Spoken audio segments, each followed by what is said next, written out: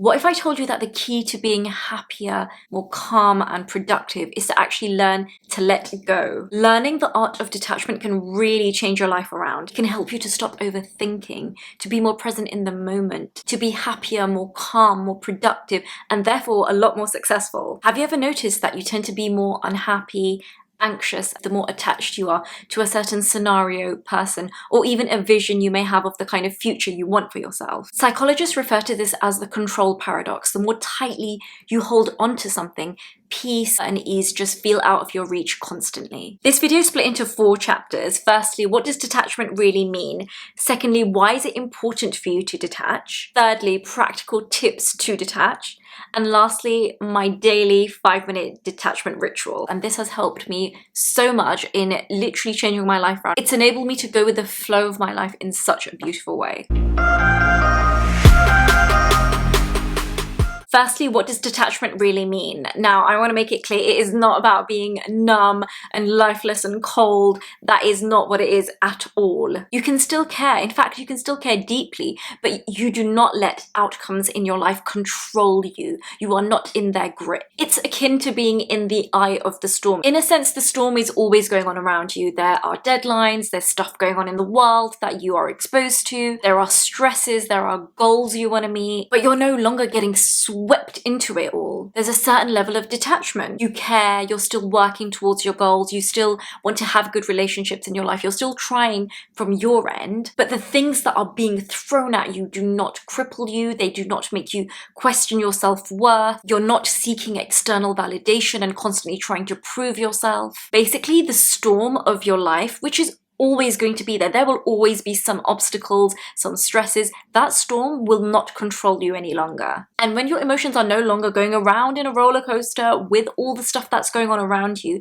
you will finally experience mental clarity. And this will enable you to show up for yourself, for your goals, for your relationships with so much more peace and focus. And thus it will lead you to experience so much more success in all of these areas of your life. The second chapter is all about why detachment is important for our well-being, our mental health, our progress. Now, let's be honest, we live in a world of constant and deep attachment. We're attached to likes, to results, to money, to societal approval, and all of this breeds so much anxiety within us. I would argue that we're raised to be attached to things, and it can create a really unhealthy mindset where we tell ourselves, I'll be happy once I get that promotion. I'll be confident when this boy texts me back. I'll feel beautiful if this person compliments me. I'll feel relaxed once my life looks in the way I want it to look. All this is doing is basically putting our happiness on hold, because we're literally telling ourselves, I'll only allow myself to feel happy when my reality matches my expectations, which are shaped through societal expectations and approval and validation. I'm going to use a personal example over here. So throughout my life, I was really attached to a certain vision that I had to get married before the age of 25. I'm from a South Asian background, and there is just so much pressure and emphasis placed on a woman getting married while she's in her 20s, preferably while she's in her early 20s. And I remember when I hit the age of 27, I felt so much anxiety because of how deeply attached I was to this vision that wasn't even my own. It's not necessarily what I wanted for myself. It's what I had been taught I should want for myself. I felt so anxious, so depressed, so low within myself, and it really affected my self-esteem too. By the time I turned 28, I had finally learned to let go, to detach from all of these expectations that others had placed on me and I had placed on myself with regards to relationships and finding a man and being married. I had stopped putting my happiness on hold, and I was living for myself, and it felt so good. Attachment will truly make you so miserable, because the truth is that life is never in the way that we have mentally planned it out to be. We generally have mapped out visions of what we want our life to look like. And most of the time, things don't always go according to plan. And as long as we're attached to that particular vision that we have, that might be our own, but it also might be something that was taught to us by our parents, by our community, by society. And as long as we hold on to that, we cannot feel ease and happiness and go with the flow of how our life is actually going. Attachment will always breed anxiety, and detachment breeds freedom and peace. From a psychological point of view, detachment is an incredibly powerful tool because when you're attached, your brain triggers the amygdala, which is our fear center. So essentially we go into fight or flight. And when you're in that state, your life does not feel open, your mind does not feel open, you don't think of the possibilities, and you aren't even excited to live. You are, in a sense, terrified and so tense, so stressed, so anxious. Coming back to the marriage example that I brought up, that's exactly how I felt. I was honestly so stressed, so anxious. Even dating became such an anxiety-inducing process. I wasn't excited to meet the love of my life. I was so tense and I had put so much pressure on myself, and I had allowed other people to put pressure on me too. Being attached makes you reactive, defensive, stressed, less creative, and less open to life. On the other hand, when you practice detachment, you shift to the prefrontal cortex, a part of your brain that is responsible for rational thinking. Attachment tends to create emotional chaos, and detachment creates mental clarity. When I finally started dating with a calm mindset, knowing my worth, completely detaching from all expectations that others had put on me and I had put on myself, I actually enjoyed the process. And very soon after that, I met the love of my life. And I just allowed myself to enjoy that whole process of getting to know him. There was no rush for, getting an engagement ring or getting married. I was just enjoying my life. I was happy, I was calm, I was at peace. And even from the point of view of productivity, if you are constantly thinking about the results and external validation, wanting to be a winner, wanting to do well, you will not be able to be fully present in the process of what's going to get you to that stage. That pressure is going to eat away at you. And I experienced this whilst I was working on my novel. The Exes is my debut novel, and it was literally my dream for the longest time to get published. Whilst I was in the process of writing this book, I did have some negative thoughts, such as, I don't know if I'm good enough, this is something that I want so desperately, I don't know if it's going to work out for me, what are people going to say or think, the industry is so saturated, how will I ever find my own place in the industry? Basically, I was just far too attached to external things. When I blocked all of that out, and I just focused on the heart of this book, and I was so honest and raw in the love story between these characters, that's when I was so happy. I was enjoying the process of penning my novel, and I actually landed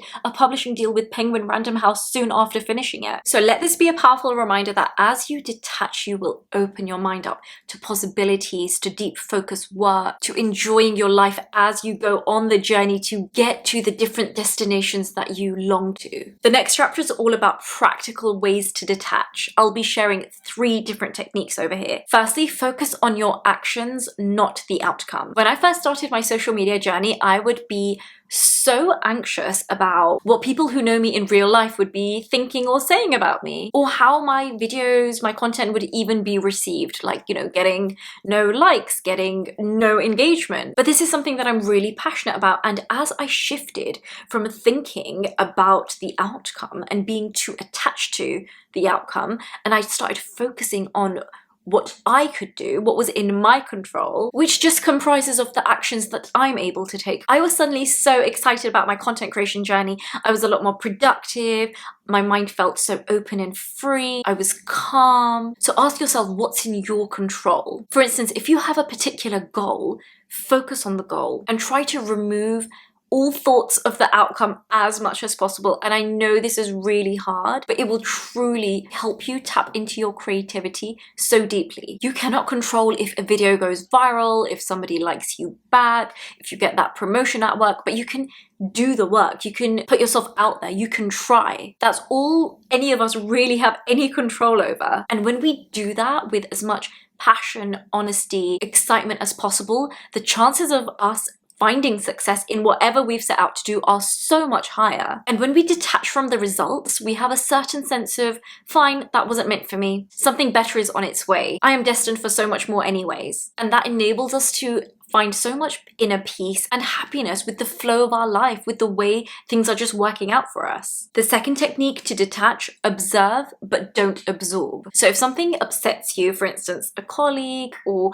a hate comment online, it could be anything you come across. If it really triggers you, don't react. You're allowed to feel, of course you are. You cannot control your emotions. You are going to feel things, especially if somebody says something hurtful. But what is in your control is how you react. Instead of reacting, pause and create a distinction between the emotion and yourself. This way, the emotion will not overwhelm you or define you or become you in that moment. You stop being the emotion and you become the observer. And you're able to let go of things with so much more ease. You are quite literally detached from whatever's being said to you. Now, I'm going to be honest, I do get hate comments sometimes on my novel. It's a proudly British South Asian book, and I have dealt with some backlash, even some racist comments, and they have been deeply hurtful. When the novel was first released in May 2024, I have to admit it was harder for me to detach from any negativity or hate towards my novel, especially since it is an own voices story. It's very, very close to my heart. And so it was difficult to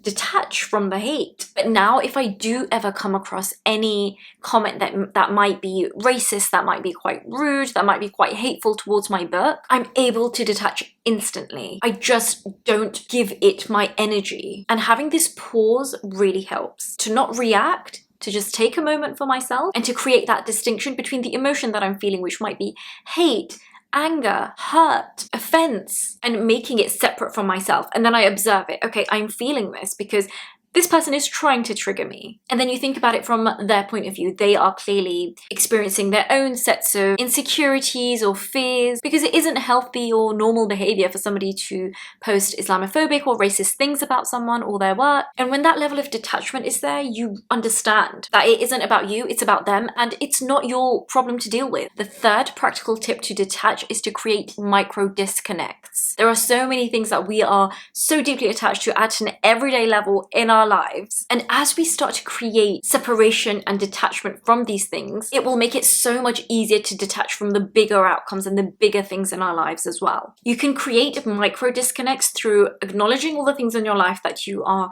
deeply attached to that are not healthy for you, and then creating a routine where you are specific about not spending time with that thing, whether it's your phone, whether it's your headphones. These things create so much mental baggage and even anxiety within us. We're constantly listening to things, we're constantly stimulated, constantly being exposed to information and absorbing it. As we detach, we create so much more space for calmness and for good energy and good thoughts. So whatever it is you're attached to, whether it's Netflix, whether it's your phone, whether it's texting your bestie all the time, try to create a routine where you are not constantly glued into that or thinking about it. Sometimes we turn to these things for emotional support, but the truth is that as long as we do that, we will not grow. We will be mentally trapped within that sphere of needing that comfort. And as we detach, we learn to step out of our comfort zone and explore different things in our lives, in our minds. And it truly opens up so much more space for success, for positive thoughts, for growth. The last chapter is all about the 5-minute daily detachment ritual that I do that just helps me to stay grounded and focused and so much more happier. This is a 3-step ritual that I try to do at an everyday level, where firstly, I ask myself, what is it that I'm attached to? And if it's a particular negative emotion or fear of an outcome or anxious feeling, I can acknowledge it. It almost materializes in front of me when I write it. And that means it has less impact or control over me. I'm aware of what I'm attached to. And once you're aware, you can do something about it. The second step is about acknowledging and releasing. Once I know what it is I'm attached to, I let myself feel it, because my emotions are not under my control. I'm allowed to feel upset if something has gone wrong in my life. I acknowledge it, I accept it, but I also release it, because that's something I do have control over. Fine, yes, something has upset me, and I'm feeling quite negative and low because of it, but I can choose to get over it quickly. I can choose to open up my heart and my mind to other emotions, and it's honestly so empowering to just release it, to let it go. The last of the 3 steps is to focus myself into the present as deeply as I can. This ties on to the point that I made where instead of focusing on the outcome, focus on the action. So if I'm working on another novel, I won't focus on the fact that I do want it to become a bestseller, because that will put so much pressure on me, which will make me stressed and anxious, and it might even lead on to procrastination. I might not even want to do the work because of how much pressure I'm putting on myself. But if I just stay present in the moment and I focus on my action, what I do have control over, that's going to be exciting for me. And I'll be so keen to just get on with the work. I'm fully detached from the outcome at that point, and I'm just doing what I can do, and I'm going to do it to the best of my ability in a way that is calm, peaceful, and full of self-belief. Thank you so much for tuning in today. This topic is truly so close to my heart. While I was attached to so many different outcomes and expectations and societal norms, I was so unhappy and I was really struggling with my mental health. The moment I learned to detach from it all, even from the outcomes of what I was so passionate about, I found so much more peace and joy in the process of finding success and building myself up and creating my dream life. The truth is that regardless of what we may want, what kind of partner, what kind of job, what kind of lifestyle, these things do take time, and there is so much rejection, heartbreak, failure on the way. And if we are so deeply attached to all of these things and the outcomes of the work we're doing, it will make it so hard for us to enjoy the journey, and the journey and the process of achieving things is so much longer than actually achieving them. So whatever stage of life you're in, I really hope you learn to detach from the outcomes and just focus on the action and give it your all. Please let me know in the comment section below if you do try out any of the detachment techniques that I mentioned. I'm so excited to hear from you. I will catch you guys very, very soon. Bye.